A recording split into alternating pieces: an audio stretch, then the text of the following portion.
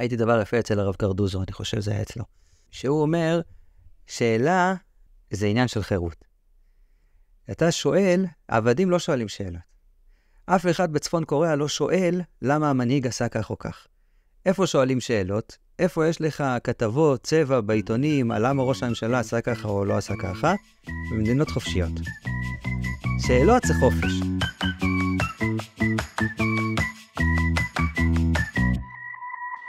ומתוק האור, פודקאסט טיעוני בהלכה ובמחשבה.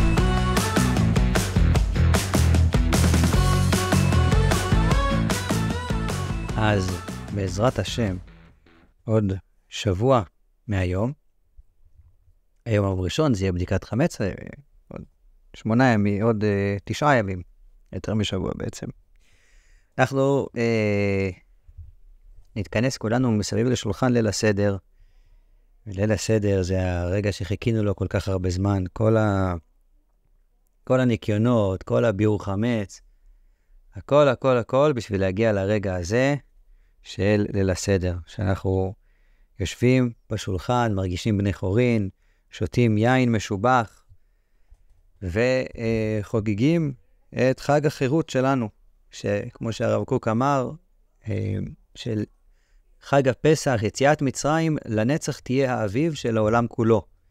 תמיד יש לנו, בתקופה שהוא דיבר על זה, זה היה מה שנקרא האביב האירופי, שכל מיני עמים התחילו לדרוש את עצמאותם. פתאום הבינו שהם, יש להם איזושהי מסורת משותפת, איזשהם ערכים משותפים. אורית, אתה יכול להדליק את המצלמה, אני לא מקליט את הוידאו. רק את האודיו. ובעצם ככה הם התחילו לבקש את העצמאות שלהם, והתהליך הזה כונה האביב האירופי. לאחרונה, לפני כמה זה היה? כבר 10 שנים, אולי יותר. אז התחיל תהליך דומה גם בעולם המוסלמי, חלקו, חלק הצליח יותר, חלק הצליח פחות, וקראו לזה האביב הערבי. אז לרב קוק היה כזה זה שיציאת מצרים היא לנצח תהיה האביב של העולם כולו. בעצם איזושהי אמירה ככה על מה שיציאת מצרים בעצם הביאה לעולם, שעם יכול לצאת מתוך העבדות, ושהקדוש ברוך הוא לא רוצה שיהיו עבדים. יש לנו בעצם את הדבר הידוע שאומר לנו, יש המחלוקת הזאת בגמרא, רבי עקיבא אומר, ואהבת לרעך כמוך זה כלל גדול בתורה. בן עזאי אומר, זה ספר תולדות אדם, כלל גדול מזה. בן עזאי בעצם בא ואומר, זה ספר תולדות אדם, מספיק טוב. ברגע שאתה מבין שכולנו רקמה אנושית אחת, נגמר הסיפור, אתה לא צריך אחר כך כל מיני זה, אתה מבין שאתה והוא, זה אותו דבר, כולנו בני איש אחד אנחנו. כולנו הגענו בעצם מאותו מקום. בסופו של דבר רבי עקיבא לא מסתפק בזה, כן? וגם ההלכה היהודית לא מסתפקת בזה. התורה כן מצווה ציוויים ולא רק נותנת רעיונות. כי בסוף אנחנו לא סומכים על זה שאנשים יישארו עם הרעיונות, אנחנו רוצים שגם יתרגלו להתנהג כמו שצריך. אבל ברעיון, בן עזאי אומר, הרעיון הזה בעצם זה רעיון שאותו קידשה היהדות והביאה לעולם שבני אדם נולדו בצלם אלוקים. כולנו בני איש אחד אנחנו. את הרעיון הזה אנחנו לומדים בעצם בליל הסדר. אז נתחיל בעזרת השם לעבור ככה ליל הסדר. כמובן שלא נקרא את ההגדה, כי זה ייקח לנו הרבה זמן, אבל אנחנו נעבור ככה על קטעים, ונשתדל לגעת כמובן בהלכות הנחוצות, וברעיונות נחוצים ללילה הזה, ויאללה, שיהיה לנו בעזרת השם בהצלחה, שיהיה הלימוד לרפואתה השלמה והמהירה והמלאה של הלני אורנה בת חן חיה. חן חנה. בת חן חנה, כן, סליחה, הלני אורנה בת חן חנה. ושיהיה כמובן להצלחתם של כוחות הביטחון שלנו, שעושים לילות כימים בתקופה הזאת, מי מהם שלוחם כרגע בעזה, בגבול הצפון, מי מהם שיושבים בבור ומנסים לעקוב אחרי איומים שמגיעים אלינו, כל אחד ומה שהוא עושה, שהשם ישמור עליהם, ויחזרו לביתם לשלום, ונזכה כולנו לחגוג יחד את ליל הסדר, במיוחד עם החטופים והשבויים שלנו שיחזרו אלינו בעזרת השם לחיים, לשמחה ולשלום, ונזכה לחגוג ביחד את ליל הסדר. אז הנה יש לי פה אגדה שהוציאו במטה המשפחות, יש פה דברים מהרב לאו, מרים פרץ, מהרב רבינוביץ', הרב שמואל רבינוביץ', הרב של הכותל. מאיפה הבאת את זה? זה היה בוויקטורי, ב5 שקלים. תרומה על המטה. ואני רוצה לפתוח ככה, כן, נפתח עם שיר שכתב דני אלגרט. הוא אחיו של איציק אלגרט שנחטף מניר עוז. השיר הולך ככה: שלח את אחי, אומר אני לסנוואר. אל יקשה לבבך כי נקה בך ובעמך. פרעה קיבל 10 מכות עד שנכנע, גורלך יהיה זהה אם לא תיכנע. את אחי אני מבקש, אגידה לי היכן הם רואים. אתה כופר באסלאם, בקרוב תכחד. לא יהיה לך כל מפלט בן בליעל. אש זרה זרית בהיכל השם. אש ישראל יצאה ותכלה אותך. שלח הילדים, הנשים והחולים. שלח את כל החטופים. הראה קורטוב אנושיות ורגש. גורלך אמנם נחרץ רב מרצחים, אולם מורשתך עומדת לקץ הימים. האם יש בך זיק אדם, או שאתה בן השטן? וזה שהוא כותב את זה ככה, גורם לי להראה, אתה יודע, איך הרגיש משה כשהוא מגיע לפרעה, ואומר לו שלח את עמי. איזה מין דבר זה לעמוד ככה מול הבן אדם שאתה יודע שמתעלל בעם שלך? להגיד לו שלח את עמי, זה כל כך מעדד. איזה נועזות זאת. אתה מבין, אתה יודע, כאילו, אתה יודע, בתור ילדים לפעמים אנחנו כזה קוראים את הקדוש ברוך הוא נגלה למשה, אומר לו, לך תיגל אותם, ומשה לא רוצה, מתעקש כמה פעמים, חוזר. טוב, מה, אבל השם מדבר איתך. ואתה יודע, פתאום אתה קולט את הסיטואציה. בוא'נה, איזה סיטואציה זאת, מלא. איזה דבר זה. טכניק הוא גדל איתו. הוא יכול להיות שהרגיש בנוח. הוא היה סוג של נכד. יכול להיות. ככה זה לפחות בנסיך מצרים. הסרט? כן. אני לא יודע כמה הוא הרגיש איתו בנוח, אבל... כן, אבל הוא הבן של הבת שלו. כן, אתה מניח שהם גדלו ביחד בגלל שאתה חושב על משפחות... נורמליות. משפחות מלוכה זה לא ככה, לנשים יש את הבית שלהם, הן גדולות בבית שלהם. כל אישה עם הזה שלה, איזושהי בת של פרעה לא אומר שהוא באמת גדל על ברכי פרעה. לא יודע. יכול להיות שכן, אני לא אומר שזה לא נכון. לא לחיוב ולא לשלילה. כן, בדיוק. טוב, נתחיל בעזרת השם. בואו נראה. אז אנחנו מתחילים, בעצם יש לנו את סימני הסדר, הסימנים הידועים, קדש, רוחץ, קרפס, יחץ, מגיד, רוחצה, מוציא, מצה, מרור, כורך, שולחן עורך, צפון, ברך, הלל ונרצה. נתחיל עם קדש כמובן, אז יש לנו בליל הסדר 4 כוסות. 4 כוסות למה? כנגד 4 כוסות של גאולה, 4 שמות של גאולה. יש לנו לשונות של גאולה, תודה. והוצאתי, והצלתי, וגאלתי, נכון? ולקחתי, תודה. זה הזיכרון כבר לא טוב בגיל הזה. וכנגד 4 לשונות האלה של גאולה, יש לנו בעצם את 4 כוסות בליל הסדר, כך בעצם אומרים לנו חז"ל. וזה עוד עניין גם כן בנושא של 4 כוסות, כי כשאתה שותה כוס יין, מי שותה כוס יין? ושותים כוס יין, האנשים חשובים. אנשים חשובים שותים כוסות יין. מתי אתה שותה כוס יין? כשאתה משתחרר, נכון? כשאתה מרגיש שאתה רוצה להתפרק, אתה שותה אלכוהול. זאת אומרת, שתיית כוס יין זה משהו כזה של חירות, משהו שמדגיש את היציאה בעצם מהמצרים, את היציאה מהדברים הרגילים. אלכוהול זה סם שהוא משחרר עכבות. בדיוק העניין של לצאת מהמצרים שלך, לצאת מהמצרים, ולצאת בעצם לחירות. אז 4 כוסות אנחנו שותים בליל הסדר. עוד עניין יש בזה, לעורר את הילדים לשאול. בעצם חלק מאוד חשוב מהנושא הזה של איזה מצווה מקיימים בהגדה של פסח. Okay, זו שאלה שאנחנו רוצים לשאול, איזה מצווה מקיימים? אז ההגדה בעצמה אומרת לנו את התשובה. מקיימים את מצוות והגדת לבנך. והגדת לבנך ביום הזה, ביום ההוא לא אמרתי לבשעה שמצה ומרור מונחים לפניך. זאת אומרת, דווקא בטקס הזה שאנחנו עושים בפסח, כל הטקס הזה שהתורה מתארת, עם הקורבן הפסח והמצות המרורים יאכלו, וכל הדבר הזה, כולו בא בשביל מתי והגדת לבנך ביום ההוא. אז זו המצווה שאנחנו מקיימים. אז הרבה דברים חז"ל קבעו כדי לעורר את הילדים לשאול שאלות ולהקשות קושיות, ולהתחבר לנושא הזה של ליל הסדר. ויש דבר מעניין שצריך לשים אליו לב. למה כל כך, ערב טוב לישי, מה נשמע? למה אנחנו מתמקדים, יש גם 4 קושיות, נכון? יש הרבה דברים 4. שאלתי את הילדים בשבת, כמה 4 יש בליל הסדר? ספרתם? יש הרבה. יש 4 קושיות, יש 4 לשונו של גאולה, יש 4 כוסות, יש 4 בנים, הרבה רביעיות יש שם. בסדר, אני אשאיר למקובלים ולדרשנים את העיסוק ברביעיות, ונחזור לעניין שלנו שאנחנו שואלים, נותנים לילדים לשאול שאלות. אתם יודעים למה שואלים שאלות? הייתי דבר יפה אצל הרב קרדוזו, אני חושב זה היה אצלו. שהוא אומר, שאלה זה עניין של חירות. אתה שואל, עבדים לא שואלים שאלות. אף אחד בצפון קוריאה לא שואל למה המנהיג עשה כך או כך.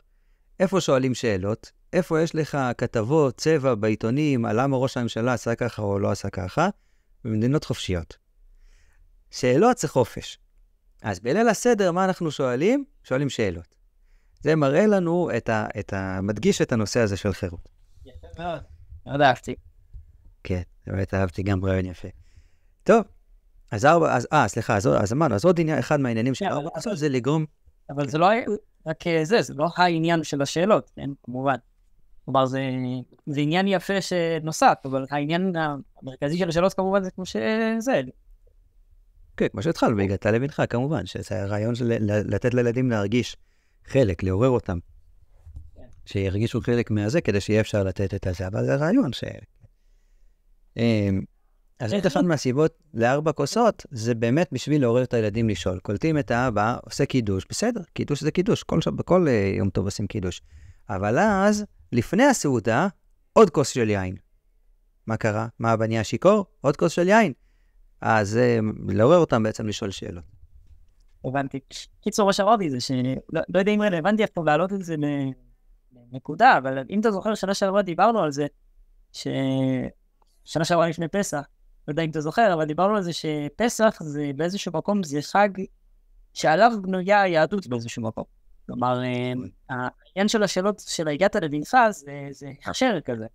זה הכשר כזה של העניין של שאלת שאלות על מנת לברר ולאמת, גם אצל הקטנים וגם אצל הגדולים, כל אחד עם הרמה שלו. כמו שהרב זקס כותב על 4 בנים, שלא נגיד כאן עכשיו, שגם 4 בנים באיזשהו מקום, גם האבא מחכים בליל פסח, כולם מחכימים בליל פסח לפני, אחרי, תוכן, זה לא משנה. הוא אומר, לא, אז בכללי, אז סתם אולי חשוב, לא חשוב, אבל אפשר להעיר. חשוב. אז אולי חשוב להעיר הגעת לבנך, אז כאילו, זה עמוד התווך של היהדות, החג הזה של פסח, ואנחנו כזה חג מיוחד. הוא חג שבו כל אדם יש לו את הזמן שבו נשב כמשפחה ונבין למה אנחנו יהודים, נבין את הסיפור שלנו, נבין איך הגענו ואיפה אנחנו היום. דבר אגב שנשנה וחוזר על עצמו מלא פעמים בפרקים הראשונים של מסכת פסחים, זו צורת החשיבה שאתה ניגש למסכת, זה ממש ניכר שזה דבר שחוזר על עצמו שוב ושוב ושוב, העניין הזה של... העניין שפסח הוא מיסודות היהדות. כן, באמת זה חוזר על עצמו שוב ושוב, וכל פעם צייתי לעצמי בצד הזה. כן, אבל... יפה, מעניין. זה נראה הרבה פעמים, אז כן, זהו. יפה מאוד, טוב. טוב, כמה אנחנו צריכים בעצם לשתות? אז הדבר ידוע שאנחנו שותים בכוס היין, צריכים רביעית הלוג. כמה זה יוצא רביעית הלוג? בין 75 ל-86 מיליליטר, תלוי לאיזה שיטות אתם הולכים. אפשר ב-75, זו השיטה יותר מדויקת. רבי חיים נאה אבל כן משער את זה ב-86. מה בדרך כלל אנחנו עושים היום? יש גם עוד עניין, כי חלק מהראשונים אומרים שצריך לשתות את רוב הכוס. זה יש הידור, לשתות את רוב הכוס. אז אם אתה לוקח לך כוס קידוש כזאת, כן? אז בכוס קידוש יש לך הרבה, יש לך איזה 200 מיליליטר לפחות. זה יותר מפי 2, זה פי 2 ויותר ממה שצריך בעצם ברביעית. ואז אם אתה עושה זה רוב הכוס, אז אתה יכול להשתכר עוד בתחילת הלילה, עוד לפני שבכלל התחלת ליל הסדר. אז יש כוסות שהן בדיוק 100 מיליליטר, מאוד יפה, ואז אתה שותה באמת רוב כוס, כן, אתה שותה נגיד 90 מיליליטר, אתה יוצא ידי חובת רבי חיים נאה, של 86 מיליליטר, והכל בסדר, ואז אתה גם לא משתכר, כי זה קטן כזה ומצוין. עכשיו, לגבי היין עצמו, כן, יש עניין לשתות יין בליל הסדר. העניין הוא, המצווה היא ביין, כי יין זה חירות. כמו שאמרנו, המטרה היא להרגיש בן חורין. בן חורין זה לשתות אלכוהול, זה לא לשתות מיץ ענבים. אבל מי שמאוד קשה לו, מה זה נקרא מאוד קשה לו? הוא יודע שזה יעשה לו בעיות. למשל, אם הוא עכשיו שותה 2 כוסות לפני שהוא התחיל לאכול, הוא לא יוכל אחר כך לעשות את הליל הסדר. אין, נגמר הסיפור. אז עדיף שישתה באמת מיץ ענבים. אבל לכתחילה, העניין הוא בלשתות יין. עכשיו, מה יש לפעמים? אפשר לעשות גם עוד משהו. אפשר לערבב. אתה שם לך חצי מיץ ענבים, אתה שם לך חצי יין. אז זה גם בסדר, כי זה חצי, עדיין יש בזה את החירות של היין. אז לפעמים עושים ככה. עכשיו, עוד משהו חשוב, בליל הסדר, חוץ מכמה דברים קטנים שאנחנו נגיד אותם, אבל בליל הסדר אין הבדל בין נשים לגברים. כל הדברים שאנחנו אומרים, הם נכונים גם לנשים וגם לגברים, דברים קטנים שיכול שיש טיפה הבדלים, נזכיר אותם. אז גם בנושא הזה של יין, כן? יש אנשים, אוקיי? בדרך כלל כותבים את זה בהלכה על נשים, וזה נכון גם על גברים. יש כאלה שלא רגילים בכלל באלכוהול. לא רגילים. אף שבת הם לא שותים. זה מאוד זה. נגיד שרה, היא לא שותה אלכוהול. מאוד זה קשה לה, עושה לה לא טוב. אז בליל הסדר תגיד לה עכשיו תשתי 4 כוסות. בלתי אפשרי. אז זה בסדר, אז היא תשתה רק מיץ ענבים. הכל בסדר. יש גם אבא שלי, גם קשה לו מאוד לשתות הרבה יין. הוא לא רגיל לשתות יין, לא שותה הרבה יין. אז לא כדאי שישתה הרבה יין, זה לא עושה לו טוב. זה אחר כך הוא נהיה לו כאבי בטן, נהיה עייף, הוא לא מצליח. אז בסדר שישתה גם מיץ ענבים. אבל, למשל, אמא שלי רגילה ביין. כל שבת היא שותה יין, הרבה יין, הכל בסדר, לא משתכרת מזה. אז גם בליל הסדר היא צריכה לשתות יין. אין בזה הבדל. ההבדל הוא לפי הזה של הבן אדם. אז מלכתחילה לשתות יין. איזה יין? כמה שיש לו יותר משובח, יותר טוב. מה זה נקרא משובח? לאו דווקא יין שעולה 200 שקל. מה שמרגיש לך, שאתה מרגיש בן חורין איתו, יין שאתה אוהב. אם אתה אוהב עכשיו חתולה כחולה, תשתה את היין הזה, יין טעים, אני מאוד אוהב אותו. אם מישהו אחר אוהב לשתות דווקא יין חרמון, ישתה את זה, כל אחד מה שהיין שהוא אוהב. אז זה בסדר. אבל יש עניין ביין אדום. כתוב אל תרי יין כי יתאדם. וגם יש ראשונים שאומרים שהסיבה ששותים כוס יין זה בשביל להזכיר את הדם. דם ואש ותמרות עשן. אז יש עניין בשתיית יין אדום. אבל מי ששוב, אם יש למאדם יין לבן, שהוא מאוד מאוד משובח, והיין האדום שיש לו פחות משובח מהיין הלבן, והוא יודע בזה שלו שהוא ישתה את היין הלבן, הוא ייהנה הרבה יותר. אז זה גם בסדר, יכול לשתות את היין הלבן. אבל ככה בגדול שנדע, לכתחילה הדבר הוא לשתות יין אדום, בסדר? לכל 4 כוסות. פחות מזה, אפשר גם לשתות דברים אחרים כמו שאמרנו, וזה גם, כמובן שזה גם בסדר. אבל שזה יהיה, אם הוא שותה מיץ ענבים, אז שזה יהיה מיץ ענבים שהוא באמת מיץ ענבים, לא שזה חצי מזה זה מים, כן? זה ודאי לא יוצא מדי חובה. מיץ ענבים אמיתי. טוב, זה לגבי באמת 4 כוסות, ואז אנחנו בעצם מתחילים את הקידוש ועומדים. יש מנהגים בנושא. יש נוהגים שבעל הבית עושה ומוציא את כולם מדי חובתם, כן? אנחנו למשל גם נוהגים ככה. בעל הבית מקדש, כולם שומעים ושותים כל אחד את הכוס שלו, שהוא ארגן לעצמו, כל אחד מוזגים לו את הכוס, יש בזה עניין. לכתחילה יכול למזוג לעצמו, אבל נוהגו מישהו אחר מוזג לך את הכוס, גם כן דרך חירות, ושומעים מבעל הבית וכל אחד שותה. יש כאלה שעושים שכל אב משפחה, הרבה פעמים יוצא, נגיד הסבא מארח, ואז יש כמה משפחות. אז כל אב משפחה מקדש למשפחה שלו, יש גם מינה כזה. יש כאלה נוהגים, כל אחד שומעים את בעל הבית, אבל כל אחד אומר בשקט, וכל אחד מקדש לעצמו. כל מיני מנהגים, כל אחד יעשה כמנהג אבותיו. ואז בעצם עושים את הקידוש, ואחר כך מתיישבים ושותים בהסבה. כן, כל דיני ליל הסדר, הדברים החשובים של ליל הסדר, הדברים שהם בעצם מצה, אכילת הפסח, שנזכה בעזרת השם, ו4 כוסות, את זה עושים בהסבה. מה זה אומר בהסבה? כי פעם, בתקופת האמוראים, איך היו עושים? היה באימפריה הפרסית, אתם מכירים את זה בטח מהציורים שעושים בדרך כלל במגילת אסתר, נכון? תמיד רואים את אחשוורוש כזה על מיטה וכוס יין ביד שלו. אז הם היו בעצם מתים על כזאת מיטה, כשיד שמאל תומכת, כן? יד שמאל כזה נשענת על המיטה, ויד ימין היא אוכלת, היא שותה, היא עוסקת במאכלים. אז זה נקרא הסבה, ככה היו עושים בעצם האצילים הפרסים. אז חז"ל באו ואמרו, אם בן אדם צריך להיות בן חורין, אז הוא צריך להתנהג כמו אצילים. איך עושים אצילים? אצילים עושים בהסבה. אז גם אתה תעשה בשיבה. ובאמת, כבר בתקופת הראשונים, כבר לא היה נהוג ככה. למשל, חלק מהחכמים הצרפתיים, הרבייה, ראב"ן, כותבים, אנחנו לא עושים בשיבה, כי זה לא שייך לנו. אנחנו לא מסיבים, זה מוזר לנו להסב, אף אחד לא עושה את זה. אז הם לא נהגו בשיבה. אבל רוב הראשונים אמרו לא כך. רוב הראשונים אמרו, כיוון שחז"ל אמרו לנו בשיבה, גם אנחנו עושים בשיבה. וכך נפסק להלכה בטור בשולחן ערוך, שאדם חייב להסב, ואם לא הסב, צריך לחזור ולשתות את היין. כן? לא הסב, הוא צריך לחזור ולשתות את היין, ולעשות את זה שוב בשיבה. אז צריך להקפיד בזה, לשים לב שהוא מסב. איך מסבים בימינו? אנחנו חושבים על כיסאות, אנחנו לא יושבים על מיטות. חוץ מלירון, אבא שלך, לישי, אתם נהגתם לשתות על הרצפה, יפה מאוד. אבל רוב האנשים יושבים על כיסאות. אז מה אתה עושה? תיקח לך איזה כרית. אז אתה נשען על צד שמאל, 45 מעלות, זה מספיק.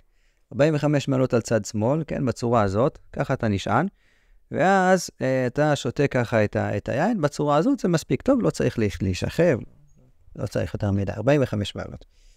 אז זה בעצם בשיבה. גם נשים צריכות להסב, רק מה ההבדל? הנה אמרנו מקודם שנגיד איפה שיש הבדלים. אישה שלא הסבה לא חייבת לחזור. למה? מדינא דגמרא, הגמרא כותבת שנשים לא מסבות. למה לא מסבות? כי בזמנם לא היה מקובל. שאישה תנהג מנהג חירות בפני בעלה, מי שמע על דבר כזה. לא היה מקובל. אדרבה, אם הייתה נוהגת, היום חושבים שהיא אישה מרדנית. אז אומרים חז"ל, אישה פטורה מהסבה, לא צריכה להסב. אלא אם כן אישה חשובה. כותב הרמ"א, במשה ישרליש, כותב על זה, ונשים שלנו חשובות הן. אז מסבות. וכך באמת כתבו גם אחר כך הפוסקים הספרדים, שנהגו להסב. ובימינו בוודאי שכל אישה מסבה, אין ספק בדבר הזה. אבל, למרות שהיא מסבה, אם היא שכחה ולא הסבה, בטעות יצא לה והיא לא הסבה, אז האם היא צריכה לחזור ולהסב? אפשר להקל בזה יותר, כיוון שכמו שאמרנו, זה מעיקר הדין, חז"ל פטרו אותה מהסבה, אז היא יכולה, אם היא לא הסבה, לא חייבת לחזור ולהסב. איך ניתן פה מאשג? מה, איך נעשה? אמרתי, טכנית, אין פה מאשג. מה, השמי? מצוות עשה שהזמן גרמה. מצוות עשה שהזמן גרמה, אנחנו לא אומרים בדברים שיש בהם, בשני דברים. קודם כל דברים שיש בהם גם מצוות לא תעשה. כל דבר שיש בו עשה ולא תעשה, אז אנחנו לא אומרים. ודבר שני, הסיבה עצמה זה גם דרבנן וגם כאילו... כן, דרבנן אנחנו בכלל אין לך מצוות עשה שהזמן גרמה בדרבנן. זה רק במצוות שהן דאורייתא בדרבנן, כל הדברים שהם דרבנן, הם חייבו אותם גם כן הרבה דברים בדבר הזה. לא רק בפסח. אבל עוד דבר אחר, שמצווה שהיא מצוות קדש, מצוות שהן קידוש, קדושת החג, וזה גם נשים חייבות, אף על פי שהן תלויות בזמן. כמו גם בשבת, נכון? וחייבות גם בקדושת שבת, כן. בשבת אבל זה בגלל שיש שמור וזכור, לא? אז השמור זה הלאה, והזכור זה הזה, נכון. אז מי שישנו בשמור, ישנו בזכור. אז כל דבר, אתה צודק, אז כל דבר שיש פה בעצם, אבל גם בחגים, גם העניין הזה של קדושת החגים, כיוון שיש בזה גם כן עניין של לא תעשה, אז חייבות גם, כל הקדושות. בסדר. אורחץ. מה זה אורחץ? אנחנו מתקרבים לקרפס. קרפס, גם כן עניין בזה של לעשות בשביל, יש בזה כמה דברים. דבר ראשון, בשביל הילדים, כמו שאמרנו. מה זה קרפס? קרפס זה סלרי. אתה אנחנו אוכלים סלרי, בתוך הסלט הזה החמוצים, נכון? אתה שם לך עם גזר, עם קולורבי, עם סלרי, נכון? ושמים את זה עם כזה חמוץ. זה סלרי במי מלח, זה הסיפור, זה סלט. אבל מוציאים בדרך כלל מתי אוכלים סלט. אם אתה בא לאכול את הסלט לפני הארוחה, אמא שלך נותנת לך כזה על היד, אומרת לך, תעזוב את זה. מה אתה זה? תחכה לסעודה. מה אתה אוכל לפני הסעודה? יא פרזיט. תמתין לכולם, זה לא יפה ככה. פתאום בליל פסח, מוציאים את הסלט לפני, כולם אוכלים את הקרפס לפני הסעודה. מה זה? אפילו אבא עושה את זה. איך יכול להיות? יבואו לשאול שאלות. זה המטרה. המטרה היא לגרום לילדים לשאול שאלות. זה מטרה אחת. מטרה שנייה, זה מובא בראשונים, שהבן אדם שהוא אוכל את המרור, כן? מתי אנחנו אוכלים את המרור? אחרי שאנחנו אוכלים את המצה. אז זאת אומרת שזה בתוך הסעודה, נכון? ירקות שאנחנו אוכלים בתוך הסעודה, הם חלק מהסעודה, נכון? הם נפטרים בעצם בברכת המוציא. אבל כל זה נכון מתי? שזה באמת עכשיו חלק מהסעודה. מרור הוא לא חלק מהסעודה. למה? כי אתה אוכל אותו בשביל מצוות המרור, אתה לא אוכל אותו בשביל הסעודה. מתי אנחנו אומרים הירקות שאתה אוכל הם נפטרים בברכת המוציא, כאשר הם באים, איך הגמרא קוראת לזה? ללפת בו את הפת. זאת אומרת, זה חלק מהארוחה שלך. אבל אם זה לא חלק מהארוחה, למה הבאת את המרור? כי אתה נהנה לאכול את החסה? לא. הבאת את המרור, כי חז"ל אמרו לך להביא מרור. אז יש מהראשונים שפקפקו בזה, ואמרו שצריך לברך. בתוך הסעודה אתה צריך לברך על המרור, להגיד ברוך אתה, בורא פרי האדמה, ואז לאכול את המרור.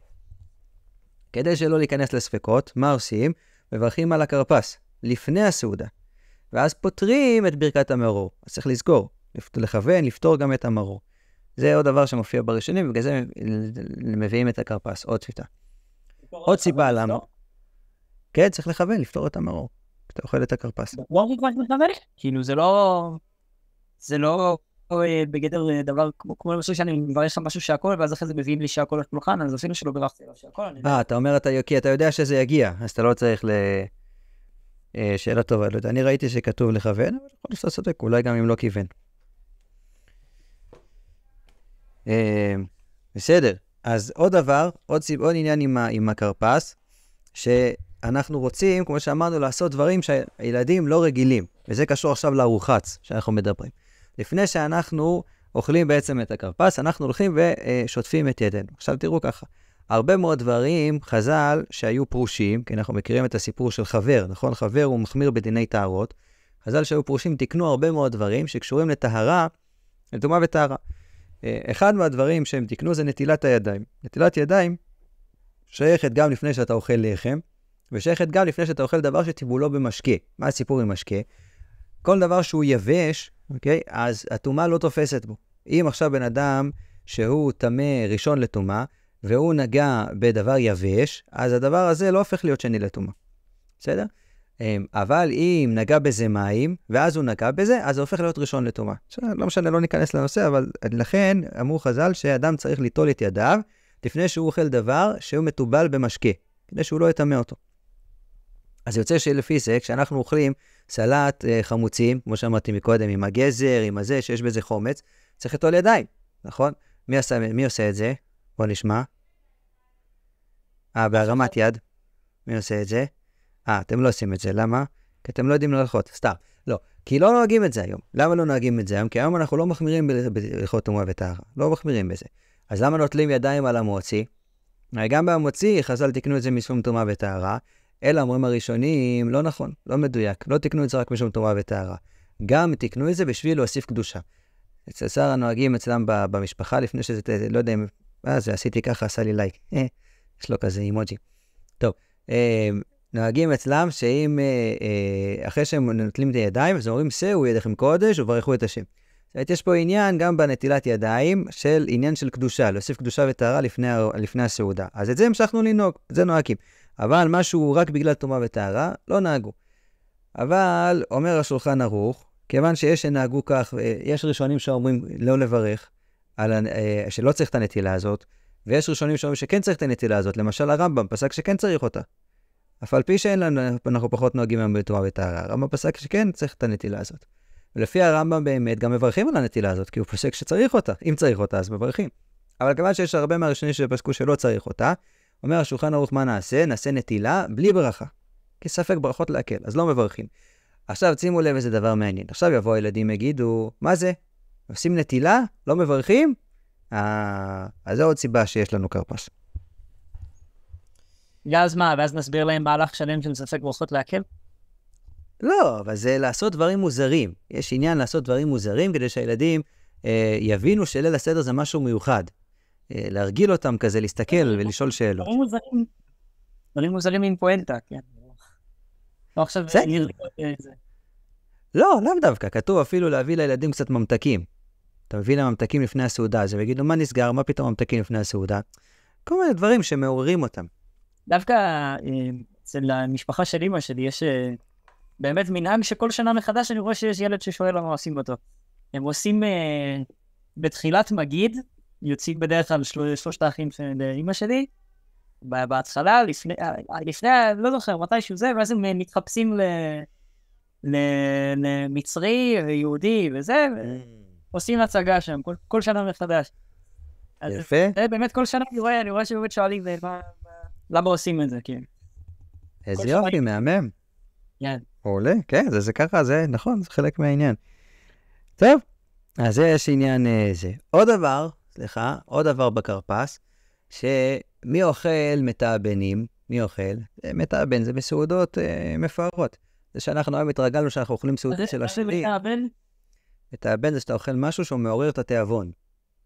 אפטייזר? אפטייזר, כן. אתה אוכל סלט. אז מי אוכל? אנשים עשירים. נכון? זה שהיום אנחנו התרגלנו שכולנו עשירים, ברוך השם, אכשר דרה, אבל פעם זה לא היה ככה. פעם מי היה אוכל סלטים לפני הסעודה? אתה אוכל סלטים, מי זה היה? זה רק אנשים עשירים. אז זה עוד עניין של בני חורין, עוד עניין של להוסיף ככה בחירות ובזה. טוב, אין הרבה סיבות לכרפס. טוב, אז נוטלים ידיים בלא ברכה. בלא ברכה, ואחר כך אוכלים את הכרפס. מברכים בורא פרי האדמה, ואוכלים את הכרפס. את זה מטבלים במי מלח. גם בזה נאמרו כבר עניינים, למה דווקא מי מלח, יש כאלה עושים בחומץ. פשטות הדבר, כמו שאמרנו, כי זה סלט, כן? אנחנו רוצים לאכול סלט לפני הסעודה. אבל יש בזה כמובן גם הרבה זה. הרמב"ם למשל אומר לא לטבול את זה במי מלח. הרמב"ם אומר לטבול בחרוסת. בסדר? כל מיני מנהגים. כל אחד שינהג בזה שלו. טוב. לא אוכלים יותר מכזית. למה לא אוכלים יותר מכזית? אז בכרפס אמרנו לא לאכול כזית. למה לא לאכול כזית? יש מחלוקת בין הראשונים, אם בן אדם אוכל לפני הסעודה, אוכל כזית לפני הסעודה, זה נכון בכלל, לא רק בליל הסדר. בן אדם אוכל לפני הסעודה, האם ברכת המזון פותרת את זה או שלא פותרת את זה? ואז אם ברכת המזון לא פותרת, אז הוא צריך להגיד ברכה אחרונה. אז כדי לא להיכנס לספק ברכות, עדיף לאכול פחות מכזית, ואז, עכשיו, אם גם הוא יתחייב בברכה האחרונה, אז הוא לא פותר את המרור של אחר כך, אז בכלל נכנסנו לבעיה, אמרנו אחת הסיבות זה כדי לפתור את המרור. טוב, סיימנו עם הכרפס, המשכנו הלאה, הגענו ליח"צ. בליל הסדר, כמה מצות אנחנו אוכלים, אנחנו מביאים לשולחן? שלוש מצות. למה 3 מצות, מי יודע? כהן לוי ישראל. כהן לוי ישראל. אברהם, יצחק ויעקב. ככה אני זוכר, כהן לוי ישראל. נכון, כהן לוי ישראל, אברהם, יצחק ויעקב, יש הרבה סימנים בזה, אבל מה הסיבה שמביאים 3 מצות? הגמרא מביאה שהמצה נקראת לחם עוני. אומרת הגמרא, ועני אין דרכו אלא בפרוסה. אני לא אוכל כיכר לחם. כיכר לחם זה של עשירים. מה אוכל העני? אוכל פרוסה. פרוסת לחם, זה מה יש לו מסכן, הוא לא יודע, הוא לא מכיר יותר מזה. עכשיו, גם כן במצה, אנחנו צריכים לאכול מצה חצויה, חצי מצה. למה? לחם עוני, כמו אני אוכל חצי מצה, גם אנחנו אוכלים חצי מצה בליל הסדר. יפה. עכשיו, אבל צריך לחם משנה, נכון? כל החגים יש לחם משנה, לא רק בשבת. אם אתם עכשיו בסוכות, אתם לא עושים לחם משנה, עושים. גם בפסח צריך לחם משנה. בבוקר שאתם תעשו בעזרת השם, אתם לא תעשו לחם משנה. אז צריך 2 מצות. אז אומרים הראשונים בסדר. אני אביא 3 מצות. 1 אני אחצה, יהיה לי לחם עוני, ו2 אני אשאיר לי שלמות, כדי שאני אוכל לעשות לחם משנה. בסדר. הרמב"ם לא פסק ככה, אגב. הרמב"ם אומר להביא 2 מצות. 1 אני אחצה, ויהיה לי לחם עוני, תגיד לחם משנה, זה הלחם משנה של פסח. 1 שלם ו1 חצוי. טוב, כל אחד יעשה כפי מנהגו. אז תימנים ככה נוהגים לפי הרמב"ם. זה פירושים יפים. לא, מה? טוב, אפשר להגיד אולי כהן בישראל, ולוי לומדים תורה בינתיים. אז תגיד שהמצה החצויה, חצי ממנה זה לוי, חצי זה ישראל.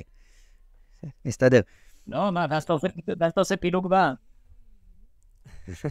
עדיף, כהן שלם וישראל שלם. ממש תופס סטנדאפ ואנחנו פותחים. אז עושים יח"צ. חס ושלום למחוק. אז עושים יח"צ. מה אמרנו זה יח"צ? אמרנו, בשביל שיהיה אפשר לעשות לחם עוני. אוקיי. אבל מה נעשה עם החצי השני? נזרוק אותו? לא, מה פתאום? נשמור אותו למתי? לאפיקומן. מה זה אפיקומן? פעם לא היה אפיקומן. אז זה היה קורבן פסח. כשהיה קורבן פסח במקדש לא היה אפיקומן. אפיקומן היה קורבן פסח, היו אוכלים את הקורבן. היום אנחנו לא אוכלים קורבן. אז במקום זה אוכלים מצה. מצה זכר לקורבן. זה נקרא אפיקומן. טוב. אבל למה לחצות אותו עכשיו? תחכה למוציא מצה, תחצה את זה אז. מה אתה ממהר? אם אתה תחכה, אתה מגיע רעב, אחרי מגיד, כל אחד חפר עם הדבר תורה שלו, אתה מגיע כולך, הנשמה כבר יוצאת דרך האוזניים. אתה רואה את המצה, אתה בולס את המצה, שכחת בכלל שיש אפיקומן, לא חצית אותה. לכן מקדימים את היח"צ, לפני המגיד. קודם כל תעשה את זה, תשמור חצי לאפיקומן. עכשיו, לא תחכה. תשמור את החצי לאפיקומן. אחר כך, כשאתה תגיע, אתה תגיד, יש לי פה רק חצי מצה, למה? החצי הזה שמור לאפיקומן, בסדר, לא תיגע בו. אז זה הסיבה שעושים את היחץ מוקדם. אין הכי נעמי הרמב"ם, לא כותב לעשות את היחץ. הסדר שאנחנו עושים היום זה לא לפי שיטתו. הוא אומר לך, מתי עושים את היחץ? במוצאים מצה. בסדר. אבל אנחנו נוהגים ככה להקדים. כך פסק בשולחן ערוך, וככה נוהגים היום גם האשכנזים, גם הספרדים, כולם נוהגים ככה. בשביל לא לזה. טוב. דבר מאוד מעניין, דבר מאוד יפה אומר פה הרבי מלובביץ' על הנושא הזה של יחץ. שימו לב מה אנחנו עושים. אמרנו שלמה חוצים את המצה בגלל מה? לחם עוני. נכון, לחם עוני זה חצי מצה. טוב. אבל חצי מצה זה ללחם עוני. החצי השני נשמר לאפיקומן. מה זה אפיקומן? אפיקומן זה כינוח. המילה אפיקומן בארמית אומרת אפיקו מן. תוציאו מנה אחרונה. זאת אומרת, אפיקומן זה דיזרט. מי אוכל דיזרטים? עשירים. אז רגע, זה לחם עוני? או שזה לחם עשירות? חצי. אומר הרבי מלובביץ', יש פה שני דברים. חצי, תזכור את הלחם עוני. תזכור את הצרות. תזכור את הסבל. ובדיוק מאותו חצי תזכור, בדיוק מאותו חצי גם מגיעה החירות, ומגיעה הגאולה. בדיוק מאותו חצי. רעיון יפה. שתעשו יחץ, תזכרו את הרעיון הזה. באיזה קטע הגיע אותו חצי? הגיע אותו חצי, כלומר, ששניהם רלוונטיים באותה מידה? לא, זה מביא לזה. אתה חושב שהמצע שלך, כן, אנשים לפעמים מסתכלים על דברים שחור ולבן. עכשיו רע לי, עכשיו טוב לי. אומר לך, לא, זה לא ככה, זה לא עכשיו רע לי, עכשיו טוב לי. זה, מהלך החיים הוא אחד. הרע לי מוביל לטוב לי בסופו של דבר, כן? זה הכל חלק מאותו מהלך. אותה מצע שאתה מתייחס אליה כלחם עוני, היא בדיוק אותה מצע שאתה מתייחס אליה כדיזרט. הכל פה, הכל בראש. אתה מחליט אם אתה מתייחס אליה כלחם עוני, שאתה מתייחס אליה כדיזרט. הכל בסוף חוזר לקהלת, אין מה לעשות לי שי, מה אתה חושב?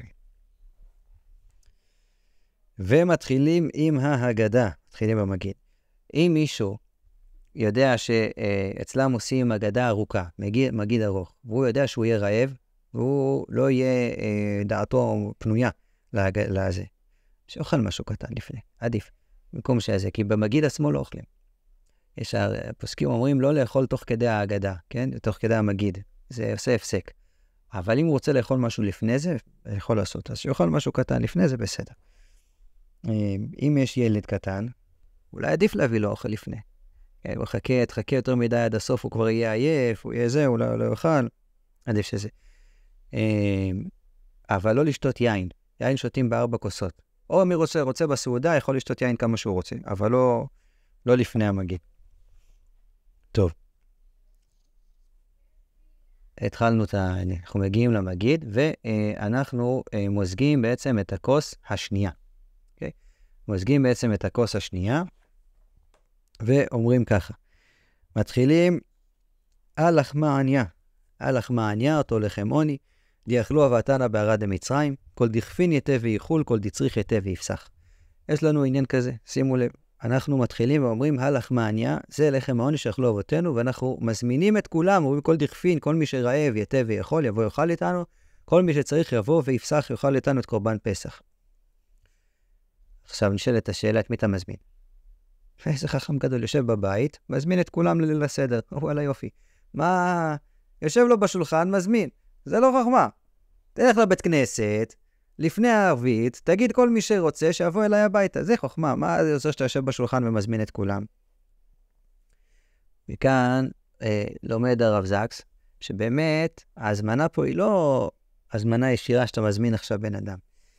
אלא עצם העניין בליל הסדר, זה העניין שאנחנו לומדים לפתוח בעצם את הלב לכולם. זה עכשיו אנחנו לומדים את זה בליל הסדר. זה הזמנה שהיא לא באמת הזמנה קונקרטית, כן? תבוא איפה תמצא את הבן אדם ברחוב עכשיו את זה. זה הזמנה כללית. תמיד אנחנו עכשיו מזמינים את כולם לבוא ולהיות איתנו חלק מהסיפור של ליל הסדר.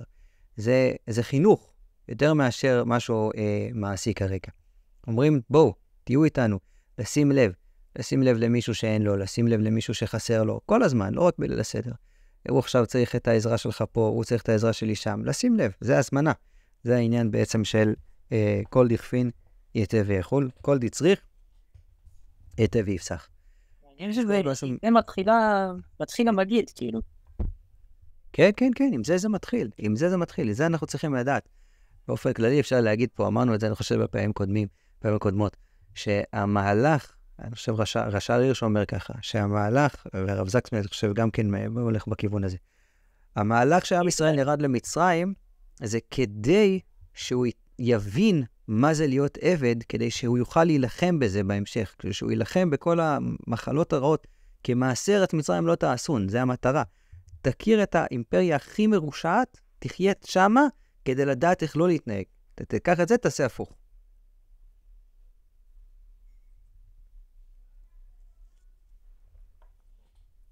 עוד דבר מעניין שהולך פה הרבי מלובביץ' אומר, אנחנו מתחילים עם כל דכפין יתה ויכול, מי שרעב יבוא ויאכל. ממשיכים עם כל דצריך יתה ויפסח. זאת אומרת, התחלת עם בן אדם רעב, המשכת עם מי שצריך קורבן פסח, הוא לא רעב, הוא רוצה תוספת. למה? הרבה פעמים מה קורה לנו? שבן אדם חלילה נמצא קצת בעצבות, קצת בדיקי, והוא, קודם כל אתה צריך להוציא אותו, שידע שהוא צריך. בסדר, זה ההתחלה, יוצא משהו, שהוא רוצה אפילו לאכול.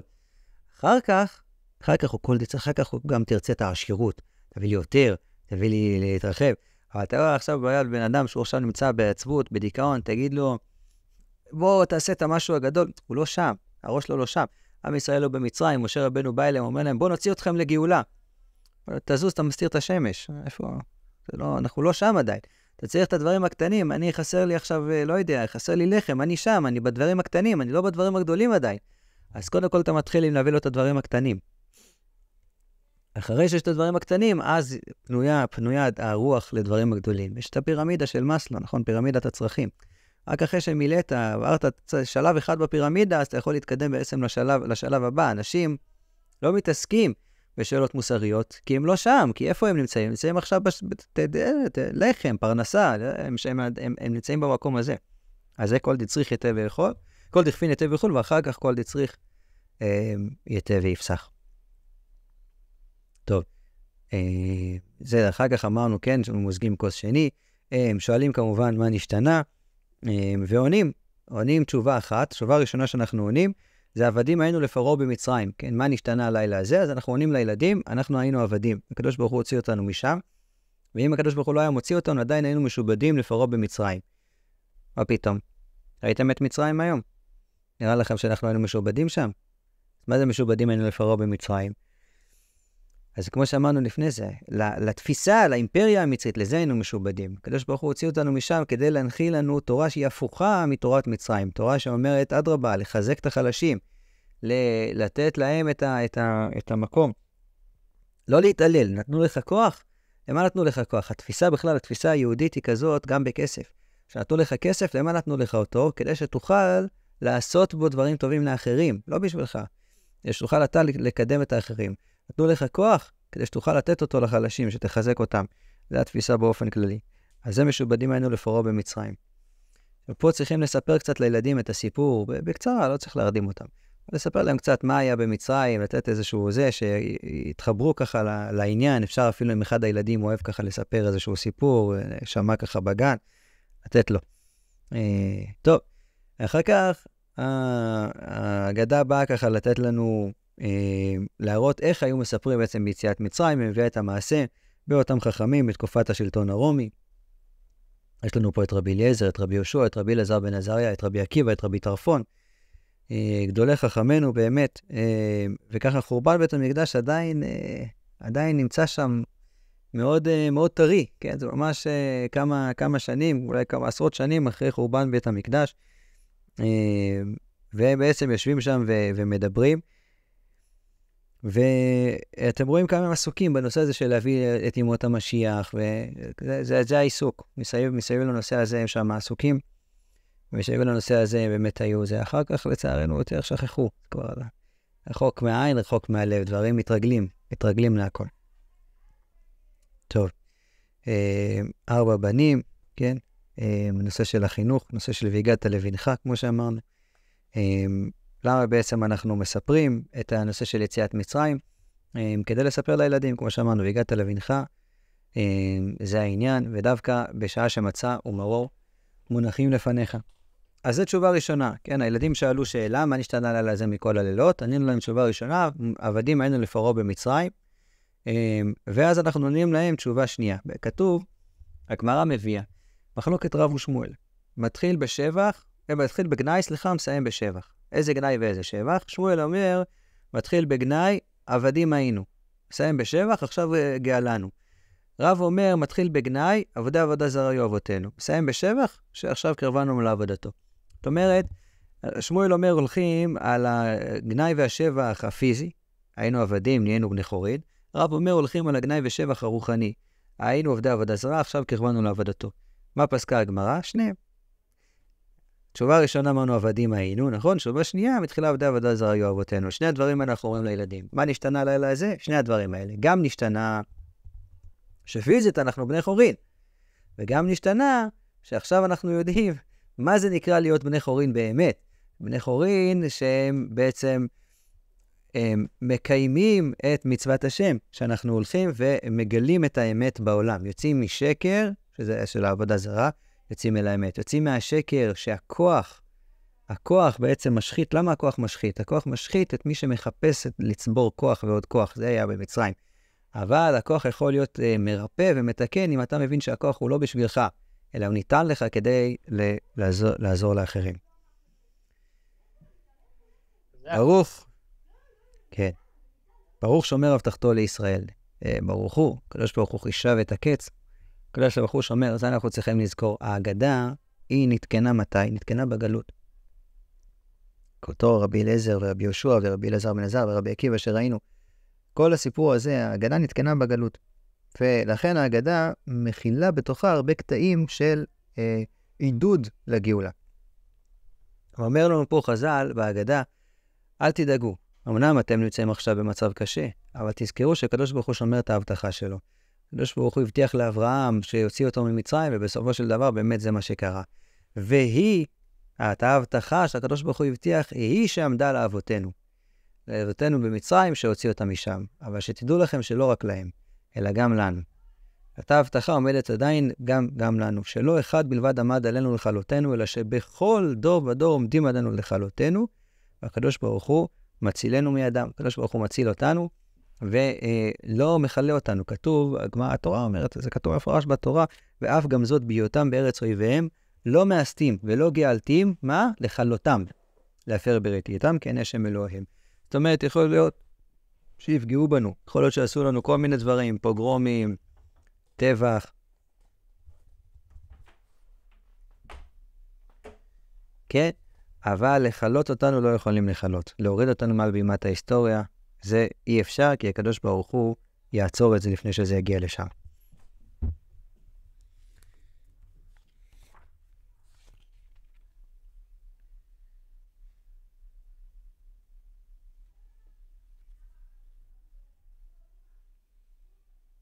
כן. טוב.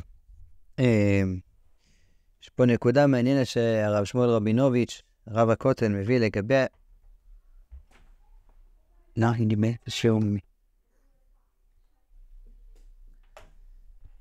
לגבי השאלה של הבן הרשע, כן, שאילו היה שם לא היה ניגל. אילו היה שם לא היה ניגל, אומר הרב רבינוביץ', שם, במצרים, לפני מתן תורה. אבל אחרי מתן תורה, אנחנו לא מוותרים על אף אחד. כל יהודי שהיה במתן תורה, הוא חלק מעם ישראל, כבר לא מוותרים עליו, לכן אנחנו עונים לו, כן? אנחנו עונים לו בסופו של דבר לבן הרשע, אנחנו מכילים גם אותו. נמשיך. ואנחנו, צא ולמד, מה ביקש לבן הארמי, נכון?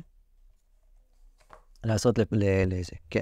אז גם פה יש לנו בעצם את הסיפור של השעבוד והגאולה, מתחיל בעצם מלבן, איך ירדו ממצרים, וכל הסיפור הזה אנחנו לא נתעכב, אנחנו נמשיך הלאה, והקדוש ברוך הוא כמובן עובר ומציל אותם, כן, כתב. אז אנחנו מגיעים ל10 המכות, ואנחנו מגיעים לסיפור, עם ישראל כבר נולד, כן, הם סובלים במצרים, משעבוד, עם ישראל קורא לעזרה, והקדוש ברוך הוא בא ומציל אותנו ביד חזקה ובזרוע נטויה. ואז אנחנו לוקחים, ובעל הבית, כן, יש אלה שנוהגים שכל אחד, המנהג הרגיל זה שבעל הבית לוקח את כוס היין שלו, והוא בעצם טובל את האצבע שלו שם בתוך הכוס יין, כמו שהכהן טובל את אצבעו בדם, כשהוא מזה, נכון? אז ככה עושה בעל הבית, טובל את אצבעו, ועל כל מכה הוא מזה בעצם לתוך איזשהו כוס. עדיף לקחת כוס חד פעמי, ואז אחר כך לזרוק את זה. אז עושים דם ואש ותמרות עשן, ואז אחר כך בכל המכות, דם, צפרדע, קינים, ככה עושים עם זה, ואחר כך אותו דבר גם בדצח עדש באחיו. דצח עדש באחיו זה סימנים, כדי שיזכרו את הסדר, כן, של דם, צפרדע, קינים. וכשעושים את זה אפשר לכוון, כן, אפשר שאתה עושה ככה את הדם ואש ותמרות עשן, אפשר לכוון על סינואר, אפשר לכוון על חמינאים, מה שאתם רוצים, ככה תעשו, דם ואש ותמרות עשן. ככה. טוב. ממשיכים בעצם עם המדרשים על כמה מכות היו במצרים, ואז רואים כמה מעלות טובות למקום עלינו. עכשיו, אני תמיד אוהב להגיד פה, אף על פי שזה ככה, בסדר, נגיד את זה. יש לנו בסוף של הדבר הזה, בסוף כל האילו ואילו, יש אילו קרבנו לפני הר סיני ולא נתן לנו את התורה דיינו. כן. טוב, אני מבין, אילו קרא לנו את הים ולא העבירנו בתוכו בחרבה, אני מבין. קרא לנו את הים, היינו עוברים, קצת בוט, קצת מתלכלכים, לא נורא. בסדר. אילו סיפק צורכנו במדבר ולא הכין לנו את המן, בסדר, היינו אוכלים סלב, היינו זה, בסדר, מסתדרים. אבל אילו קרבנו לפני הר סיני ולא נתן לנו את התורה, מה הסיפור? מה יעזור לנו הדבר הזה? מה דיינו פה? מה זה עוזר לי להגיע להר סיני ולא לקבל את התורה? מה? סתם להגיע להר סיני? לא. מה כתוב? שהגענו להר סיני, היינו כאיש אחד בלב אחד. זה עצמו מספיק. גם אם לא קיבלנו את התורה, רק המעלה הזאת של להיות כאיש אחד בלב אחד, זה גם דיינו. אחר כך אנחנו ממשיכים ואומרים, כל מי שלא אמר 3 דברים אלו בפסח, לא יצא ידי חובתו, ואלו אין פסח, מצה ומרור. אלו בעצם 3 הדברים החשובים ביותר. אדם צריך להגיד בפסח, בליל הסדר, בלי זה לא יצא ידי חובה של ליל הסדר. פסח זה כמובן הגאולה, שהקדוש ברוך הוא פסח על בתי אבותינו במצרים, נכון? מי שהוא בעצם היה באמונה, והוא מרח את הדם, זאת אומרת שהוא האמין. זה המעלה של עם ישראל, שהם מאמינים בני מאמינים. כתוב, ויאמן בהשם על אברהם אבינו, ויאמן בהשם ויחשביה לו צדקה. הקדוש ברוך הוא בחר באברהם, כי הוא ידע שאברהם מסוגל להאמין. יש נקודה יפה שהרב זקס מביא, שאברהם לא ראה אף אחת כמעט מההבטחות, סליחה, לא כמעט, הוא לא ראה אף אחת מההבטחות עד שהוא הגיע לגיל 100. הקדוש ברוך הוא מבטיח לו, לך לך מארצך, אני אעשה אותך לגוי גדול, יהיה ברכה, אני אעשה לך פה, אני אעשה לך שם. שום דבר, הוא עולה לארץ, יורד למצרים, חוזר לשם, רב עם לוט. כל החיים שלו, יש לו כל מיני דברים, שום דבר מהבטחות. עד שמביא לו גם כן את הבן בגיל 100, וגם אז, הנה, לכאורה עכשיו הוא יכול לשבת על המנוחה ועל הנחלה. לא, הקדוש ברוך הוא אומר לו, לך תהרוג אותו. אף אחת מההבטחות, לא ראה שום דבר, אבל ויאמן בהשם. תראו איזה דבר יפה זה. זאת אומרת, שום דבר, עכשיו תהיה יותר מזה.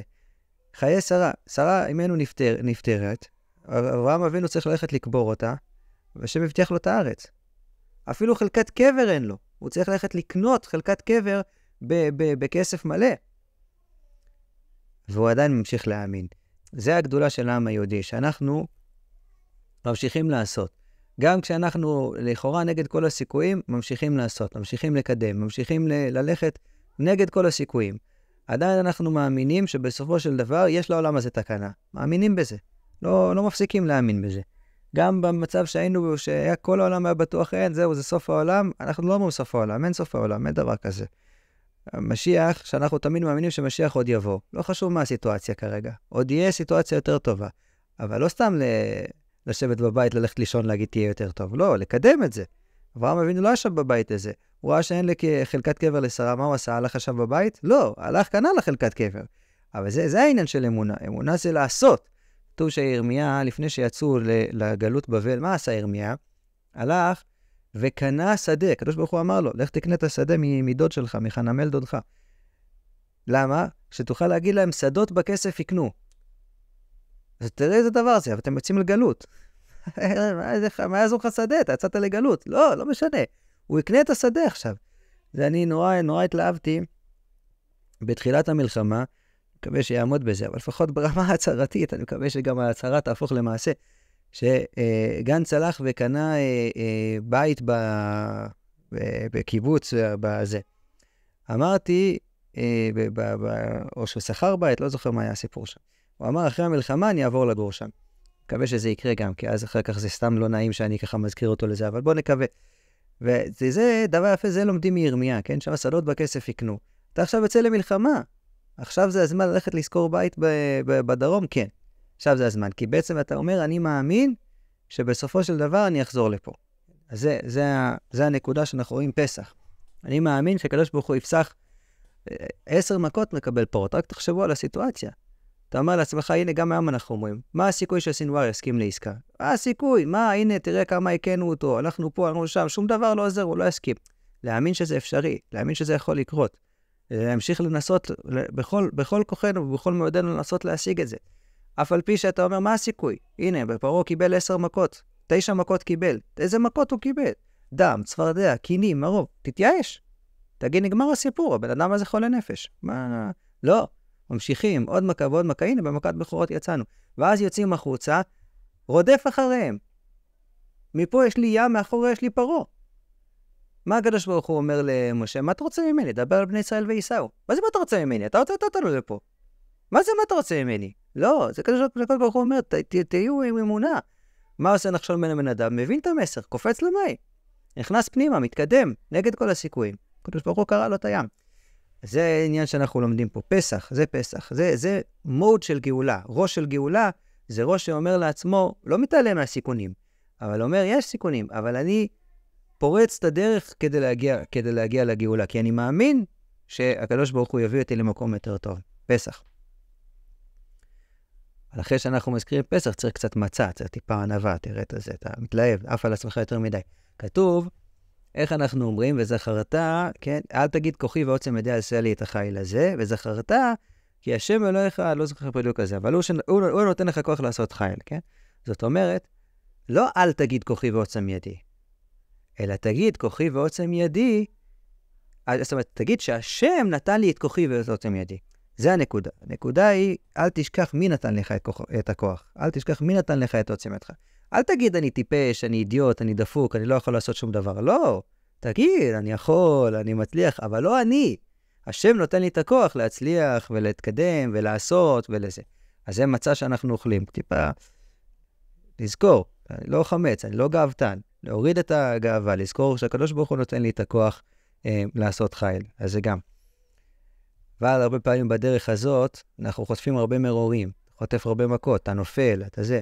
צריך לזכור שמרור אכלו אבותינו במצרים, ומררו את חיים בעבודה קשה, בחומר ולבנים, כל עבודה בשדה, כל עבודתם אשר עבדו בהם בפרך, אבל בסופו של דבר יצאו, נכון?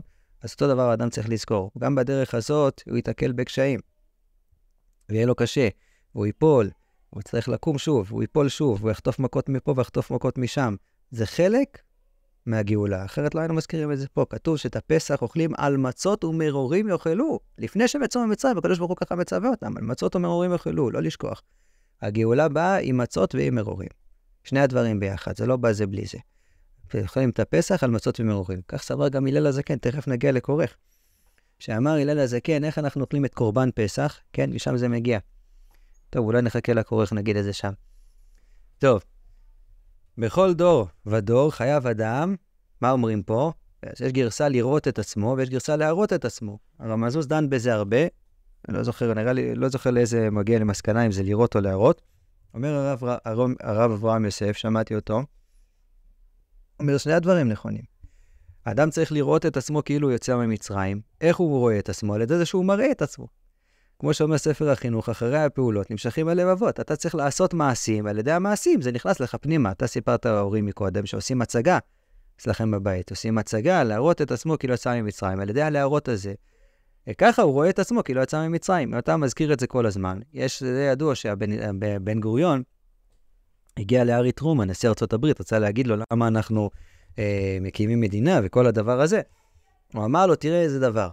אתה עכשיו יכול להגיד לי, לתפוס ילד עכשיו בבית ספר, תשאל אותו באיזה יום המייפלאואר יצא להפלגה שלה. המייפלאואר הייתה אוניית המעפילים הראשונה לארצות הברית. תשאל באיזה יום. אני לא זוכר באיזה יום. זה לשיעורי היסטוריה, מה אתה משגע אותי? אני אחזור למבחן, אני אדע. אבל תשאל, מתי יצאו בני ישראל ממצרים? יגיד לך י"ד בניסן. למה? זה העניין. האדם חייב להראות את עצמו, ככה הוא רואה את עצמו. ככה הוא זוכר. אנחנו עושים טקסים, עושים כל מיני דברים שיזכרו כאילו יצא ממצרים. אנחנו מספרים כל כך בפרוטרוט מה זה נקרא להיות עבדים. עכשיו, כמה זמן אתם חושבים אפשר להגיד עבדים זה רע, עבדים זה רע, עבדים זה רע? בסוף זה יחלחל. בסוף זה נכנס פנימה, ובן אדם מבין, עבדים זה רע.